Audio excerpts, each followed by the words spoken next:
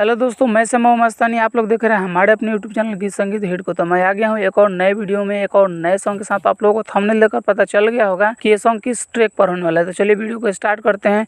उससे पहले कि आप लोगों ने हमारे अपने चैनल गीत संगीत हिट को सब्सक्राइब नहीं किया है तो कर लीजिएगा, और अपने लिए पर्सनल सॉन्ग लिखवाने के लिए हमारे दिए गए नंबर पर कॉल कीजिएगा। तो चलिए स्टार्ट करते हैं आज का वीडियो मुखड़ा के साथ। लियली फलावा झोरे झोरे, अरे लियली फलावा झोरे झोरे, चल घाटे देवरू भोरे भोरे, चल घाटे देवरू भोरे भोरे, जुठिया वेला सुगावा ठोरे ठोरे, जुठिया वेला सुगावा ठोरे ठोरे, चल घाटे देवरू भोरे भोरे, चल घाटे देवरू भोरे भोरे। तो ये था मुखड़ा। उम्मीद करते हैं कि आप लोगों को अच्छा लगा होगा। अगर अच्छा लगे तो एक लाइक जरूर कीजिएगा। तो चलिए चलते हैं अपने फर्स्ट अंतरे की तरफ। पेन्हिला पियरी टाइम से चल, सेब नारियल सब दौरा में धल,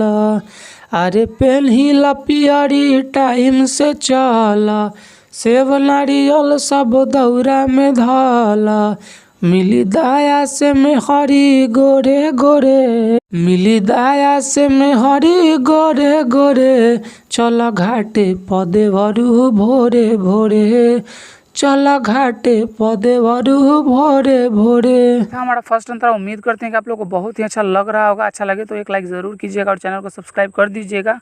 और अगला सॉन्ग किस ट्रैक पर चाहिए कमेंट करके बताइएगा। तो चलिए अब चलते हैं अपने दूसरे अंतरे की तरफ। मिथल सपियावा घरे जे रहती, श्याम बाबू मस्तानी से कुछो न कहती, अरे मिथले सपियावा घरे जे रहती, श्याम बाबू मस्तानी से कुछो न कहती, भइल बाखिया लोरे लोरे, अरे भइल बाखिया लोरे लोरे, चल घाटे देवरू भोरे भोरे, चल घाटे देवरू भोरे भोरे। तो ये था हमारा पूरा सॉन्ग। अगर आप लोगों को अच्छा लगा होगा तो लाइक कर दीजिएगा, और ऐसे ही ढेर सारे सॉन्ग पाने के लिए हमारे यूट्यूब चैनल गीत संगीत हिट को सब्सक्राइब जरूर कर लीजिएगा। और आप अपने लिए पर्सनल सॉन्ग लिखवाना चाहते हैं तो हमारे दिए गए नंबर पर कॉल कीजिएगा। तो चलिए मैं जाते जाते यही कहूँगा कि गाइए और हिट हो जाइए। तब तक के लिए मिलते हैं किसी दूसरे वीडियो में किसी दूसरे सॉन्ग के साथ।